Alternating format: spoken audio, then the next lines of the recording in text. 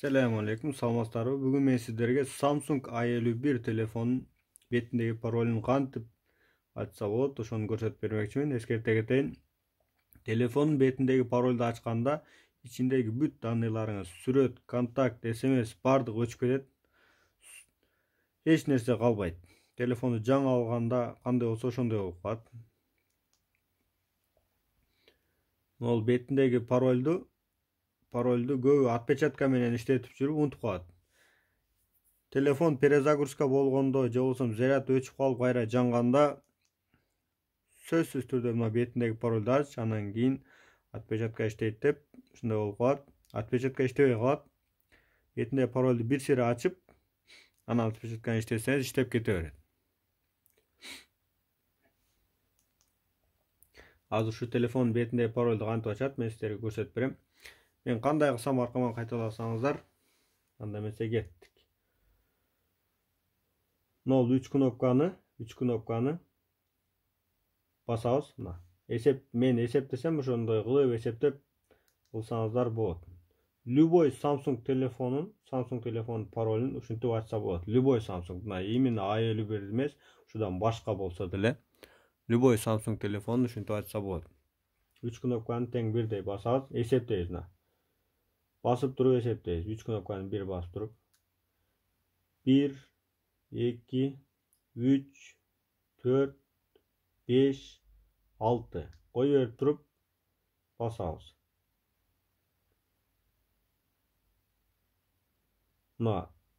Басканда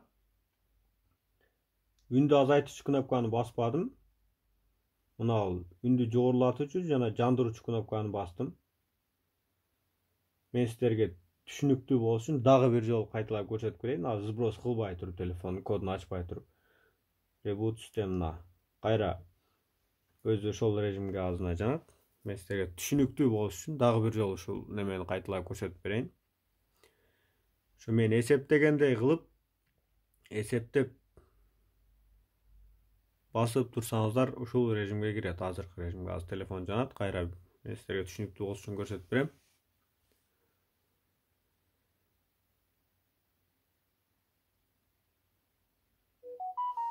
Телефон жанды. Бетинде пароль.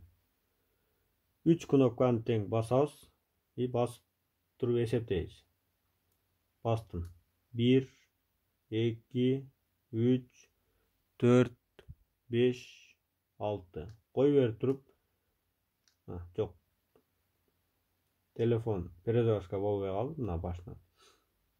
Басып туруп 1, 2, 3, 4, 5, 6. 6 дегенде өзү телефон ушул неме болгондо өзү автоматически перезагрузка болот. Биз ошол перезагрузка болгонго чейин бир сире кой берип туруп, мына 2 кнопканы басабыз. Азыр сброс режимге кирбей калды. Башынан кайталайбыз. Телефон өзү автоматически өчөт. Өчүп туруп жана электе мына 2 кнопканы сразу басыш керек. Общий кой берип туруп, үндү жогорулатуучу жана жандыруучу кнопканы басса, анан ошо сброс режимге кирет. Бастым. Жок, эсептеп туруп басайлы. Силер ошол мен кандай кылсам ошондой кылсаңыздар, эгер мындай түшүнүктүү болуш үчүн силерге басып туруп эсептейли. 1, 2, 3, 4, 5, 6. Кой берип туруп экөөнү кайра бастым. Баскандан кийин 3-4 секунддан кийин жандыруучу кнопканы алып коюңуздар. Сброс режимге кирди. Телефонду эми сброс кылуу үчүн мен сиздерге жакындатып көрсөтөйүн.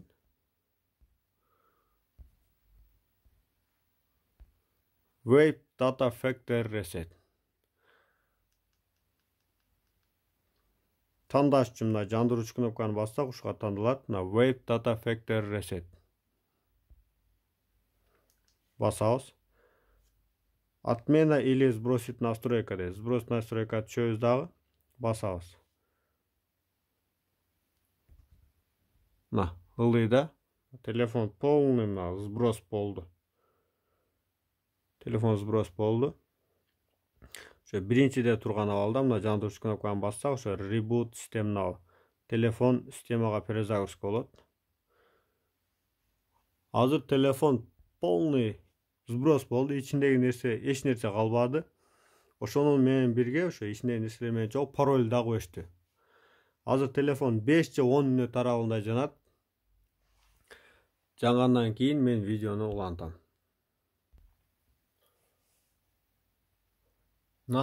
Телефон жанды.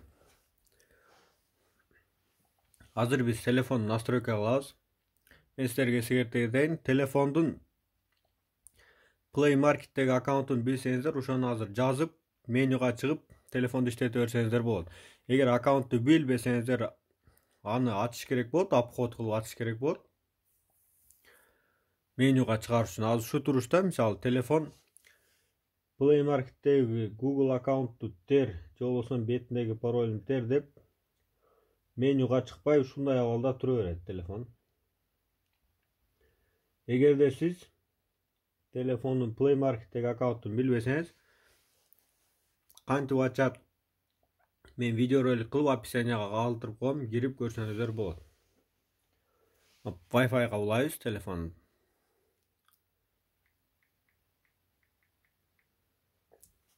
Wi-Fi паролун тердим.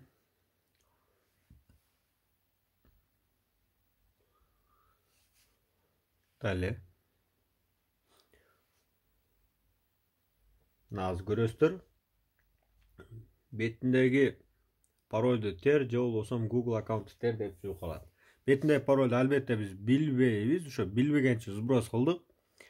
Play Market'теги аккаунтту билсеңиздер, ошону тер менюга чыгып кетсеңиздер болот. Билбесеңиздер, аны кантип ачса болот, мен описанияга видео ролик жасап, описанияга калтырып коем, кирип көрсөңүздөр болот.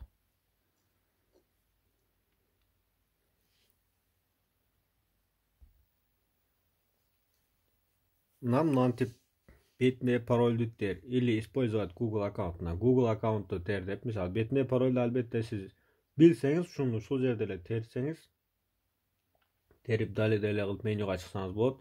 Бетиндеги паролду билбесеңиз, Google аккаунт деп, Google аккаунт тандап, почта жана мына бул жерге почтаны жазып, почтаны жазгандан кийин пароль жаз дейт. Пароль жазып кирип кетсеңиздер болот. Эгер ушул паролду билбесеңиздер, Google аккаунттун логин паролундагы, Play Market'теги Google аккаунттун логин паролундагы бетиндеги паролду да, телефонун бетиндеги паролду да билбесеңиздер, анда аны обход кылып ачышка туура келет. Описанияда видео ролик бар, кирип көрсөңүздөр болот. Саламатта болуңуздар, каналга жазылыңыздар. Биздин каналда ушу телефондорду кантип прошивка кылат, кантип разблокировка кылат, кантип ошо телефондордун паролун ачат, ошол тууралуу видео роликтер жүктөлөт. Каналга катталып лайк басыңыздар. Рахмат чоң.